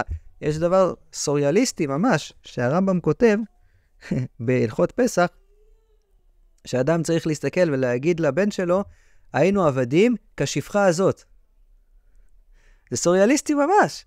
אז אתה מבין שזה בסופו של דבר, הנה תראה, אפילו אדם עצום, כמו הרמב"ם, לא תפס את האבסורד בדבר הזה. אז כן? תעני. מה זה? הלו? שלום? אבל סימן ניוט אולי, לא? כן? מדברת, אני אשכח של המצור, אני יש לך בערך. כן, בסדר, תודה רבה. טוב, כל טוב. שלום. רגע. שירוש. שיר. קרי, זה בשביל המצות, הם תכף יגיעו, תעני להם כשהם מגיעים, טוב? זה של המצות. המצות, הם תכף יגיעו. טוב. כן, נתקדם, אני לא שמתי לב לשעה. או שהדברים זה. אז מה אמרנו? כן, אז אתה רואה, בסופו של דבר, בסופו של דבר היהודים הבינו כמה זה דבר גרוע, ולא רק... לשתות מים? כן, לך תשתה מים. זה קרה זה שם בחופש. טוב, אבל בסופו של דבר באמת היהודים מבין, ולא רק היהודי, כולם הבינו, לאט לאט אתה מבין את זה, כמה זה דבר דפוק, וזה לקח המון זמן, זה לקח 2000 שנה, הנה אנחנו חוזרים לפסח מצה מאור שאמרנו מקודם, זה לוקח זמן. טוב, אומרים הלל, בליל הסדר, אומרים הלל, ויש בעצם מחלוקת האם אפשר לברך על ההלל הזה או שלא מברכים על ההלל. מה נהגו לעשות? מברכים בבית הכנסת. מברכים בבית הכנסת ושם מברכים. אבל בהגדה אנחנו לא מברכים. מסיימים באשר גאלנו וגאל את אבותינו, ואז אנחנו שותים את הכוס ומתקדמים למצות. כן, הנה סוף סוף הגענו לשם, למצות. ובואו נדבר שנייה אחת על כמה מצות אוכלים. אז כבר ראינו מקודם, אמרנו לגבי עם 3 או 2 מצות, אנחנו נוהגים 3, התימנים נוהגים כמו הרמב"ם שהם עושים 2 מצות. יש לנו 3 מצות, 2 שלמות, 1 פרוסה, נכון? אמרנו חצינו, חצי שמרנו לאפיקומן, הילדים הספיקו כבר הספקנו להחביא, ילדים מצאו, בסדר. 2 מצות ובאמצע 1 פרוסה. מברכים המוציא, ואז שומטים, המוצאים מברכים שיהיה לכם משנה, אז יש לנו 2, ואז שומטים את התחתונה, נשאר לך בעצם שלמה ופרוסה, אז זה מברכים על אכילת מצה, okay? ואז לוקחים משניהם מהעליונה, כן, ומהחצויה, לוקחים ומחלקים לכל המסובים, לכל אחד מחלקים קצת, אז בעל הבית צריך לאכול. כמה אוכלים? כמה כזיתות אוכלים בעצם בפסח? בין 2 ל-5. איך יכול להיות? ככה. הבעל הבית, מי שעורך את הסדר, הוא צריך לאכול 2 כזיתות פה. למה? הוא צריך לאכול מהשלמה ומהפרוסה. כל אחד הוא צריך לאכול כזית. שאר המסובים מספיק שאוכלו 1. אז הנה, ירדנו ל-4. טוב, תכף נראה את ההמשך. ומי שבעל הבית, אז אוכל פה 2. אז אנחנו ב-5. ומי שהוא לא בעל הבית יכול לאכול 1, אז אנחנו ב-4. בסדר. טוב. בהמשך יש לנו כורך. כורך זה כזית 1. אחר כך יש לנו את האפיקומן. אפיקומן, יש אומרים שאוכלים 2. אוכלים 2 כזיתות באפיקומן. ככה יש אומרים, אז זה בעצם יוצא 5.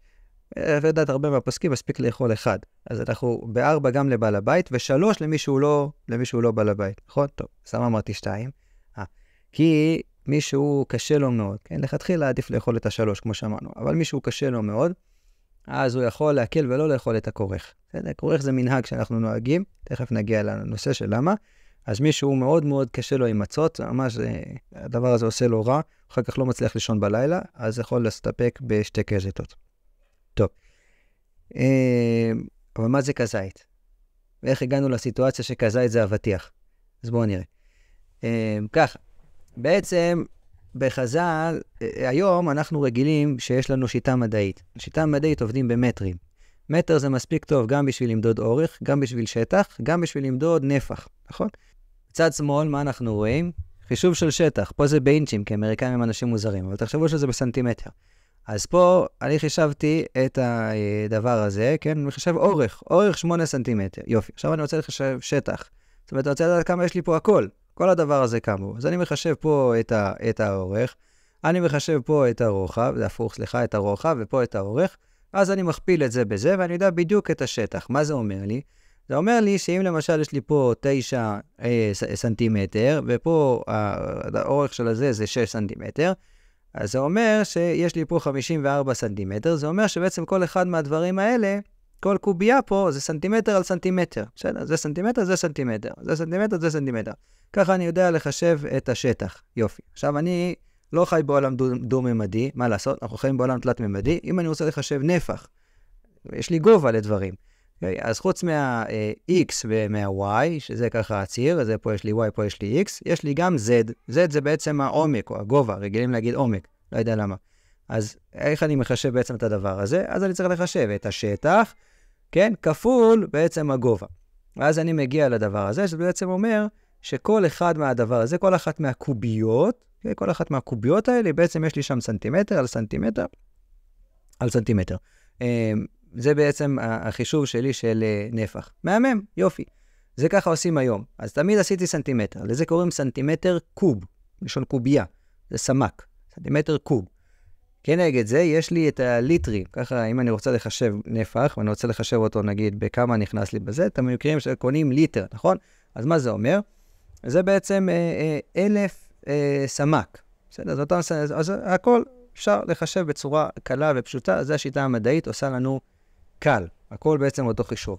אבל פעם זה לא עבד ככה. לפני שהגיעו להבנה שאפשר לחשב את הכל באותה צורה, היה מיליון צורות שונות לחשב. אם אתם פתחתם פעם לוח מידות ומשקולות של חז"ל, אתם רואים שם איזה 40-50 סוגים שונים של שיעורים. למה? כי חישבו באצבע, וחישבו באגודל, וחישבו בשערה, וחישבו ברוחב הסית, וחישבו ברגל, ובאמה, המון סוגים שונים. ואצל חז"ל, חישוב של שטח, וחישוב של אורך, וחישוב של נפח, זה כל אחד מהם זה היה מידות אחרות. אם אנחנו מחשבים אורך, אנחנו מחשבים באמה, או באצבע. זה אצבע, סליחה, לפי אגודל. חושבים באגודל או שאנחנו חושבים באמה. אמה זה יד, צרוע. ואם אנחנו רוצים לחשב שטח, במה חשבו שטח? בבית שאה. זאת אומרת, כמה יוצא, זה השדות, ככה גם מחשבים. אז כמה יוצא בעצם תבואה, כן? שדה שמוציאה שאה של תבואה, זה השטח הזה שנקרא את זה. ואם אני רוצה לחשב את הנפח, אני מחשב בכלל בדברים אחרים. זה יכול להיות בביצה, בזית, בכותבת, כל מיני דברים שונים של חישובים. לשמחתנו, למזלנו, יש גמרא שבאה ואומרת לי דבר כזה, נותנת לי את כל שלושת הדברים ביחד. אומרת לי שאם אני רוצה לדעת כמה אני צריך לשים במקווה, מקווה אתם כולם יודעים, 40 שאה, נכון? אז השאה זה חישוב של השטח.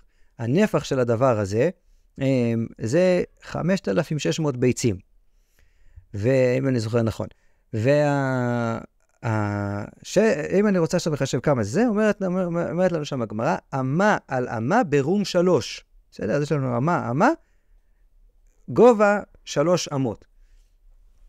מצוין. אז עכשיו אני יכול לעשות את החישוב. אני יכול ממש להמיר בין מידות השטח למידות הנפח, נכון? אף על פי שהן שונות, אמרנו זה ביצים, זה שאים, זה אמה, אני יכול לחשב. בא נודע ביהודה ועשה את החישוב. עשה את החישוב ונודע ביהודה בספרו הצלח, ציון לנפש חיה, עשה את החישוב שם על הגמרא, הגיע למסקנה שיש בעיה. למה יש בעיה? כי אם אני לוקח אמה על אמה ברום 3, זה אמה, כן? ואני מודד כמה נכנס באמה על אמה, נכנס פי 2. זה לא 5,600 ביצים, זה פי 2 ביצים. אז אני צריך להגיע למסקנה כזאת. או שהאמות שלנו, שהאמה של חז"ל התקצרה, האמה שלנו גבוהה יותר, ולכן היום נכנס לנו פי 2 ביצים בשטח הזה, כן? או שהביצים שלנו הן נורא קטנות. כן? עכשיו זה פי 2 אנחנו מדברים פה. כן? אז אומר הנודע ביהודה, לא סביר שהזרוע שלהם הייתה יותר קטנה. כלומר, לא סביר שהזרוע של חז"ל הייתה קטנה, ואילו מידות הביצים הם השתנו. מה יותר סביר? סביר להניח, ככה הוא אמר, שהזרוע שלנו יותר ארוכה, הזרוע שלהם הייתה יותר ארוכה מהזרוע שלנו, והזרוע שלנו היא זאת שקטנה. ככה סביר להניח.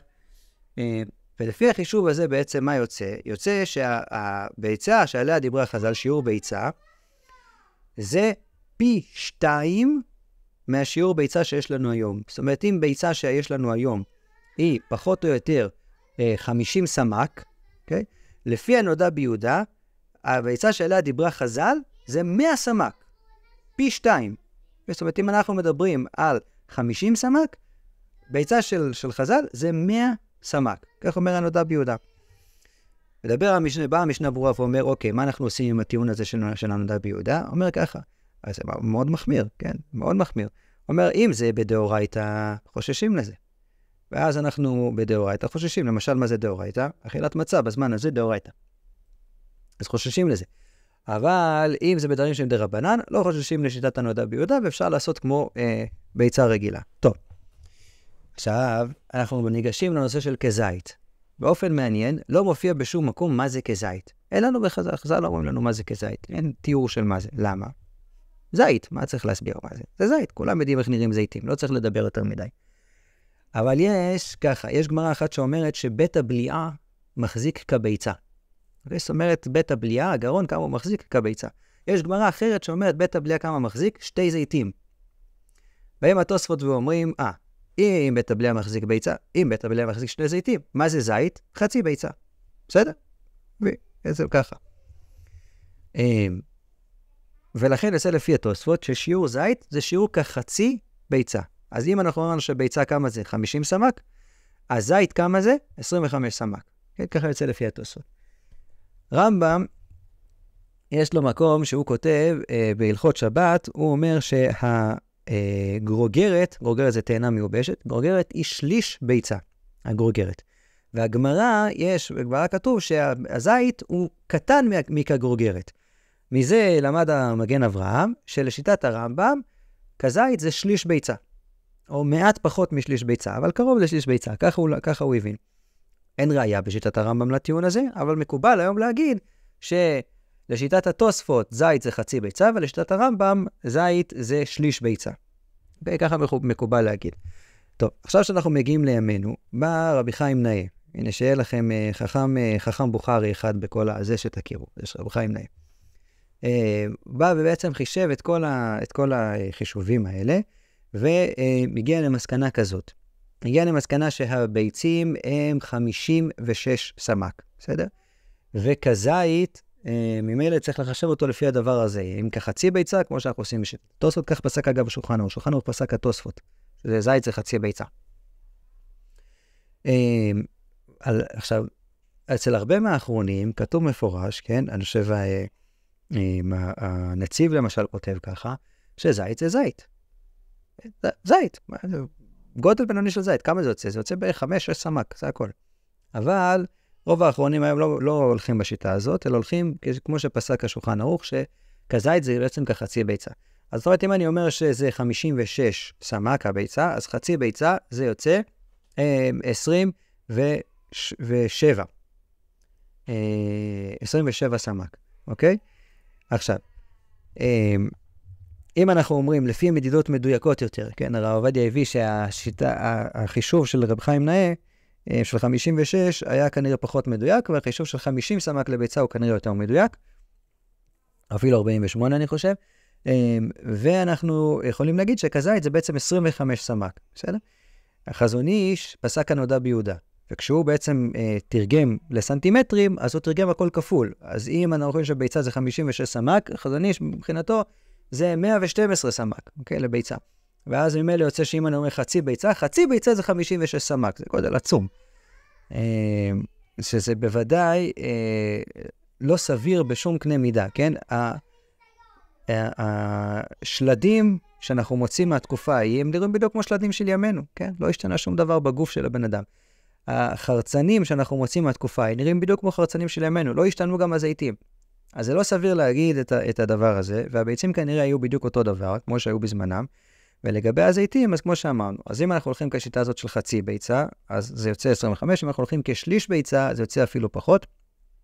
יוצא, כמה זה יוצא? אתה יוצא חישוב, אתה המתמטיקאי פה, לא? עם מתמטיקאי מחשבון. סתם. בכל מקרה יוצא ככה. קל מאוד לחשב במצת מכונה, כי מצת מכונה יש לה גודל סטנדרטי, זה לא כמו מצת יד, כל אחד יוצא לו משהו אחר. אז מצת מכונה, הנפח שלה זה 60 סמ"ק, בסדר? אז יוצא שחצי מצת מכונה זה 30 סמ"ק. ואז יוצאים ידי חובה, כשאתה אוכל בעצם חצי מצת מכונה, זה בוודאי כזית, אוקיי?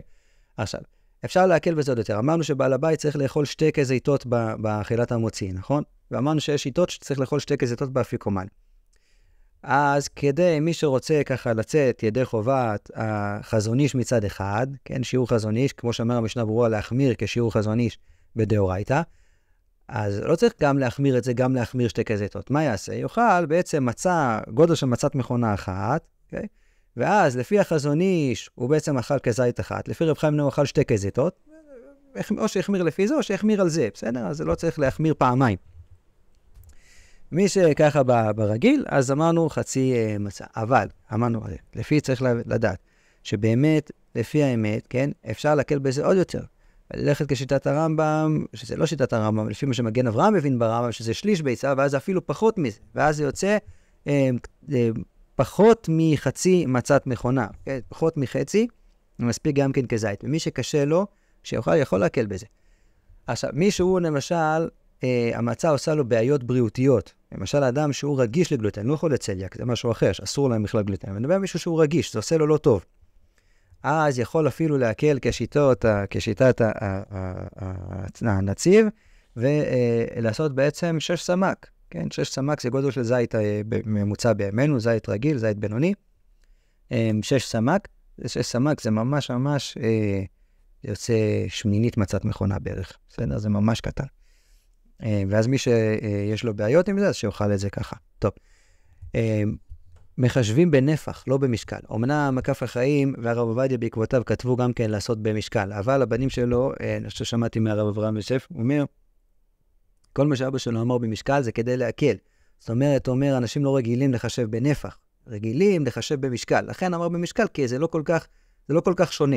אבל במצע שהמשקל הסגולי שלה הוא מאוד שונה משל מים, אז יוצא שאם אתה עושה במשקל אתה מאוד מאוד מחמיר, זה יוצא כמעט פי 2 מאשר בנפח, אז זה ודאי זה לא הייתה הכוונה שלהם, אז לא צריך להחמיר בזה.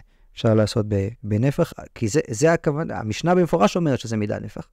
במפורש, המשנה אומרת, מכניס במים, זה ממש זה, אז ודאי שמשקל זה לא הכוונה באיזה. אותו דבר גם כן עם המרור, כמה יוצא לך מרור, תחשוב שבערך 25 סמ"ק זה משהו כמו קופסת גפרורים, בסדר? נפח של קופסת גפרורים. כמה מרור נכנס לך בזה? תחשב, זה מה שצריך לאכול כזית במרור. אחר כך אנחנו עושים כורך. למה אנחנו עושים כורך? במקדש היו אוכלים את הפסח עם המרור ביחד. כך פוסק הלל. שמאי אומרים לא צריך. אבל הלל אומר על מצות ומרורים יאכלו, צריך לאכול את זה ביחד. את הפסח יחד עם המרור בתוך המצה. היום לא עושים ככה. למה לא עושים? כי לא אוכלים פסח. אז אנחנו אוכלים את המצה בנפרד ואת המרור בנפרד. עם זאת, זכר למקדש, אנחנו עושים גם כן כמו הלל ועושים את הכורך. Okay, זה לא מעיקר הדין, אלא זכר למקדש כדי לזכור מה צריך לעשות בזמן המקדש. אז אנחנו אוכלים את הכורך. איך עושים? שמים בעצם את המצה, שמים על זה את החסה, מגלגלים ואוכלים ככה. אז אמרנו, אם אנחנו אוכלים כזית, שזה חצי מצת מכונה, מאוד קל. לא צריך לקחת יותר מדי זמן.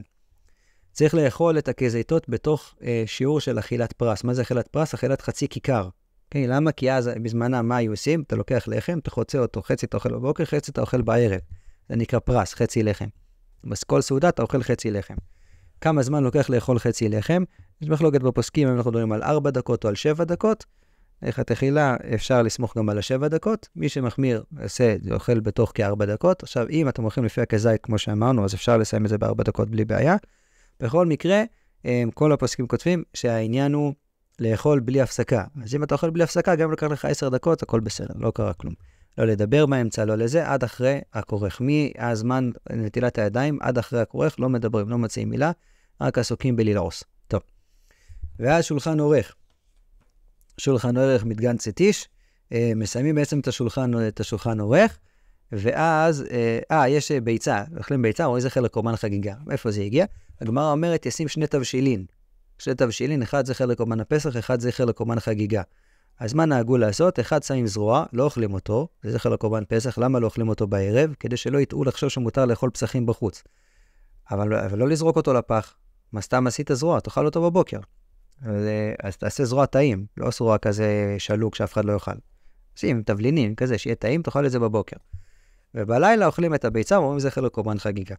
טוב, סיימנו את הסעודה, אנחנו מביאים בעצם, עושים את האפיקומן, זה אותו חצי ששמנו ממקודם, נכון? ואמרנו, ראוי לאכול ממנו 2 גזיתות, אפשר לאכול גם כן כזית אחד. זה זכר לקורבן פסח בכלל, כן? כי את הפסח היו אוכלים בעצם כאפיקומן. היום אנחנו אוכלים את האפיקומן לזכר זה. מברכים ברכת המזון, כן, מברכים ברכת המזון, ושותים כוס שלישית, כוס יין שלישית. ואז אנחנו מסיימים בעצם את ההלל, אוכלים קוראים בעצם את הסוף של ההלל. רגע לפני זה, אנחנו פותחים את הדלת, ככה נוהגים, כדי להראות את העניין של האמונה שאמרנו קודם, ואומרים, שפוך חמתך אל הגויים אשר לא ידעוך, על מלאכות אשר בשמך לא קראו, אותם אלה שבעצם מוסיפים רע בעולם, במקום להוסיף טוב, אז שפוך עליהם את חמתך. היום קל לנו לדעת על מי לכוון, וכאכל את יעקב את נביאו שמו, ממש כפשוטו ממש, לצערנו. אז ככה, באמת ככה להזכיר את זה, ואפשר לפתוח ככה את הדלת, לתת תחושה לילדים שאנחנו סומכים על, להראות להם מה זה נקרא לסמוך על השם.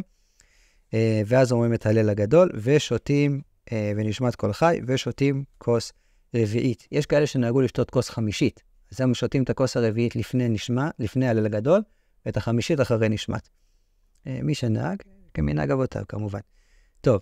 סיימנו את הדבר הזה, ואז נרצה, וכמובן שירים, וכל מיני, האשכנזים יש להם פיוט יפה, בסוף, פיוט של רבי יוסף טוב אלם, מצרפת, חסל סידור פסח כהלכתו, ככל משפטו וחוקתו, כאשר זכינו לסדר אותו, כן נזכה לעשותו.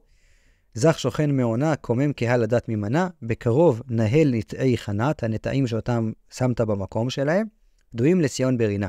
לשנה הבאה בירושלים הבנויה, וככה הם מסיימים בעצם את ליל הסדר, ואז שרים שירים, אחר כך אומרים שיר השירים. שיר השירים, חז"ל דורשים הרבה משיר השירים על יציאת מצרים, שעם ישראל בעצם היה כתוב שם כציפור, שהוא בין הסלעים, שזה עם ישראל שהם היו בין המקיקים בים סוף, והקדוש ברוך הוא הציל אותם משם. זהו, זה לקח לנו קצת יותר מהזמן, אבל מקווה שככה יצאנו עם כל ההלכות שחשובות לנו באמת לליל הסדר, ועם כמה דגשים גם שהם מעוררים.